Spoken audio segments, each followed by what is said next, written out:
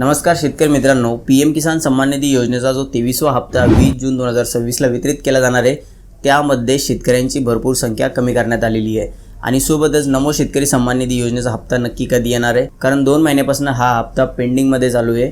आता पीएम किसान सन्मान निधी योजनेचा पुढचा हप्ता सुद्धा वितरित करण्याची तारीख जाहीर करण्यात आलेली केंद्र शासनाच्या माध्यमातून, म्हणजे जो 23वा हप्ता असणार आहे। पण नमो शेतकरी सन्मान निधी योजनेचा अजून सुद्धा हप्ता बाकी आहे, जो 22व्या हप्त्यासोबतच यायला पाहिजे होता, परंतु तो अजून सुद्धा आलेला नाही आहे।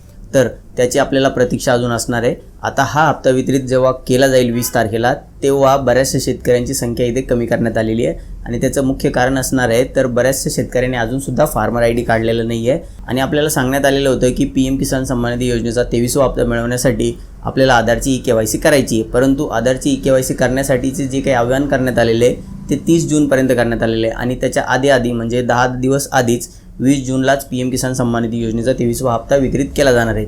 तर प्रामुख्याने ही अट नसणार आहे, ज्या पण शेतकऱ्यांची ई-केवायसी बाकी आहे त्यांना सुद्धा पीएम किसान सन्मान निधी योजनेचा 23वा हप्ता मिळणारच आहे। जर तुम्ही आता केवायसी करायचा प्रयत्न करत असाल ॲपमधून, तर बरेचशा प्रकारचे एरर येत आहे, कारण आता सध्या तिथे पोर्टलवरती खूप जास्त लोड झालेला आहे। सर्व शेतकरी एक सोबतच केवायसी करत आहे, म्हणून ॲप बरोबर चालत नाही आहे। पण तुम्ही जर 2-3 वेळा 4 वेळा प्रयत्न केला तर तुमची केवायसी सुद्धा होणार आहे। आणि राहिलेल्या सर्व शेतकऱ्यांनी केवायसी करून घ्यायची आहे। जरीही पीएम किसान सन्मान निधी योजनेचा 23वा हप्ता मिळवण्यासाठी ई-केवायसी आपल्याला बंधनकारक नसली तरीसुद्धा आपल्याला ई-केवायसी करणं गरजेचे आहे। तर लवकरात लवकर सर्व पात्र शेतकऱ्यांनी ई-केवायसी आपली करून घ्यायची आहे। आणि ज्या पण शेतकऱ्यांचे फार्मर आयडी बनायचे राहिलेले त्यांनी सुद्धा फार्मर आयडी लवकरात लवकर बनवून घ्यायचे, कारण 22वा हप्ता जेव्हा वितरित केला गेला पीएम किसान सन्मान निधी योजनेचा, त्यावेळेला 91,19,000 शेतकऱ्यांना हा हप्ता वितरित केला गेला होता।